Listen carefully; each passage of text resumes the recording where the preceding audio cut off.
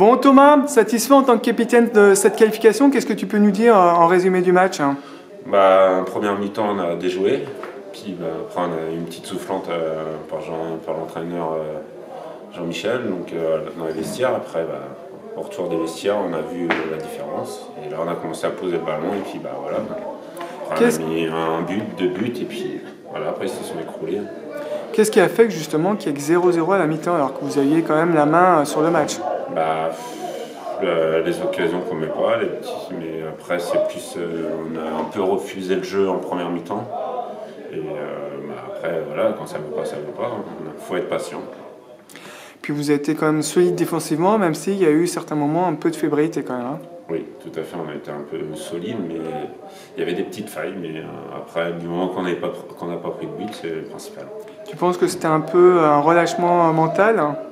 Oui, beaucoup de relâchement, et après quand on gagne 2-3-0, forcément il y a un petit relâchement, mais bon, c'est le football.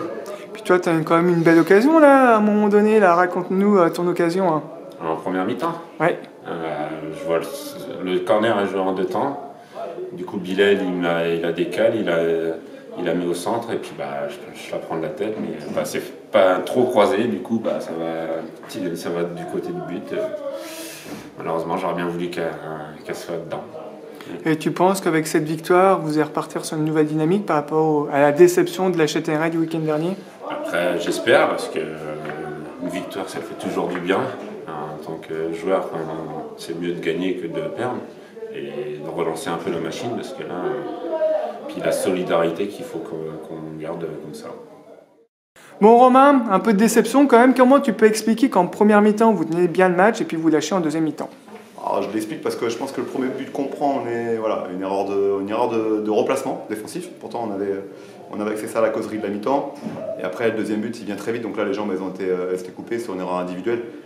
En plus, par rapport à une charnière centrale qui avait plutôt bien joué son rôle, on va dire, sur cette première mi-temps. Donc après, c'est une déception par rapport au résultat que je trouve un peu sévère par rapport au contenu du match qu'on a fait. Maintenant, l'adversaire nous a respecté, il était supérieur. Donc il n'y a pas de... Voilà. On va dire que le niveau a été respecté, ils ont fait le taf et puis j'espère qu'ils vont aller plus loin encore.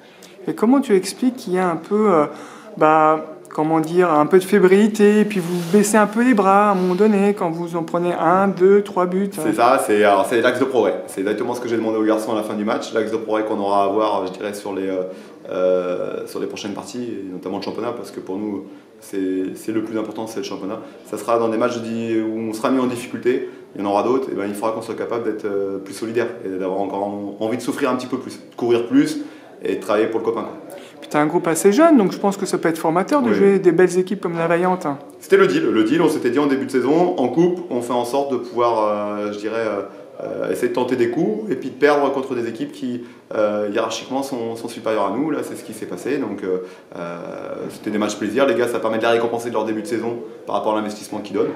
Maintenant, je retiens moi surtout ces 45 premières minutes sur lesquelles on a une bonne base de travail. On a montré qu'on était capable de rivaliser. Alors, pas sur une heure et demie, certes, mais sur 45, le contenu a été très intéressant, notamment sur le plan tactique. Là, les gars, j'étais très agréablement surpris. Et justement, Romain, quels seront les objectifs de Montreuil-Juigné cette saison? L'objectif principal, c'est de pouvoir retrouver la Ligue. C'est d'accrocher ça. Ouais, tu penses que tu as l'effectif pour? Sinon je serais pas là. Disons que si le coach ne lui croit pas, ça peut être compliqué. Donc non, je pense qu'on a les joueurs pour et c'est à eux maintenant de décider de prendre le bon wagon. C'est maintenant. Et tu penses que cette lourde défaite ne va pas être trop difficile dans les têtes? Non, je pense pas parce qu'on restait sur 3 victoires consécutives. Et puis qu'on avait déjà axé, nous, que le match le plus important, c'était celui de la semaine prochaine. Donc le match de la Poèze, c'était celui-ci qui était le plus important. Là, pour nous, je me répète, c'était un match récompense. Un match plaisir où on avait essayé de le préparer bien sûr pour le gagner parce qu'on reste des compétiteurs donc on n'était pas là pour faire n'importe quoi mais c'est des matchs bonus. Ici on aurait gagné, c'est un exploit. De perdre c'est normal. Donc voilà, je reste fier des garçons, ils ont fait ce qu'il fallait. Ça n'a pas duré assez longtemps, c'est dommage, mais voilà, on peut construire là-dessus. Bon Jean-Michel, une victoire mais qui a été quand même compliquée en première mi-temps. Hein. Oui, première mi-temps assez compliquée, en 2 points. Le premier, c'est féliciter quand même notre adversaire car ils nous ont tactiquement bien gênés sur cette première mi-temps, bien pressés. Ils ont été bien en place et ont bien fait en sorte que notre jeu ait du déchet. La deuxième chose, c'est mon équipe qui s'est entêtée une fois de plus à vouloir jouer beaucoup par l'axe et pas assez par les côtés et qui du coup s'est mis en difficulté. À la mi-temps, on a parlé avec les joueurs, on a recadré un petit peu les choses. Je pense tout de même que le fait d'arriver à 0-0 à la mi-temps et surtout de ne pas avoir marqué de but la semaine dernière contre la Châtaigneraie, les joueurs ont voulu très vite marquer dans ce match pour se remettre en confiance et repartir vers l'avant. Et automatiquement, le fait de vouloir aller trop vite, ils se sont précipités et donc ont été un peu à l'envers. Donc à la mi-temps, on a recalmé les choses, on leur a dit, et je leur ai dit comment faire pour pouvoir justement se remettre en confiance, c'est-à-dire simplement se remettre à faire notre football. Et une fois qu'on l'a fait, une fois qu'on a mis les 2 premiers buts, parce que même dès le premier, on a vu qu'il commençait déjà à piocher physiquement, mais une fois qu'on a mis le deuxième, derrière, notre aspect un peu plus physique, de fait de jouer plus haut, a pris le pas sur la fougue que eux pouvaient avoir en première mi-temps. Et tout compte fait, en fait, on les a fatigués en première mi-temps à faire un peu n'importe quoi. Derrière, on a pu enchaîner des buts et gagner ce match. Du coup, sur un score assez large. Et effectivement, en fin de match, on aurait pu encore l'élargir encore.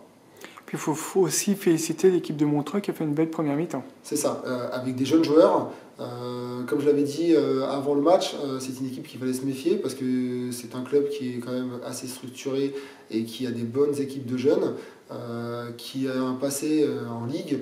Donc automatiquement, ça ne m'a pas étonné en fait, de voir qu'on était mis en difficulté sur cette première mi-temps. Après, le niveau à parler, je pense plus sur l'aspect physique et le fait qu'on ait pu ouvrir le score, car après nous on s'est mis en confiance aussi en marquant ce premier but. Vous avez finalement profité des erreurs individuelles adverses. Oui, on a profité des erreurs, ce qui fait un peu notre force, on va dire, depuis la saison dernière, c'est qu'on était une équipe qui profitait beaucoup des erreurs adverses et dès qu'il y avait la moindre petite erreur, on utilisait pour pouvoir aller vers l'avant. Cette année, on a un jeu qui fait qu'on peut garder un peu plus le ballon et au final, c'est nos adversaires qui utilisent nos erreurs, comme la semaine dernière sur le match de championnat. Mais aujourd'hui, on a fait ce qu'on savait faire, c'est-à-dire utiliser les erreurs de l'adversaire et ensuite installer notre jeu pour pouvoir enfoncer le clou en deuxième mi-temps. Puis c'est un peu dommage que vous avez quand même pas mal d'occasions après le 4-0 et puis finalement vous ne les mettez pas. C'est comme je le redis encore, une équipe jeune, manque d'expérience, qui manque de maturité effectivement donc sur cette fin de match et qui finit par tomber un peu dans ces travers de facilité, de faire des petits gestes techniques qui ne sont pas spécialement utiles et qui nous empêchent d'aller mettre ce 5e voire 6e but en fin de match. Après voilà, le score est bien. On va dire 4-0 c'est suffisant, on a loupé les occasions, il faudra les mettre quand il faudra les mettre en championnat, mais ça aurait été très sévère pour notre adversaire du jour s'il y avait eu plus que 4-0 vu le match qu'ils ont livré. Et tu penses que ça peut remettre en confiance l'équipe après la déroute contre la Châtaigneraie ?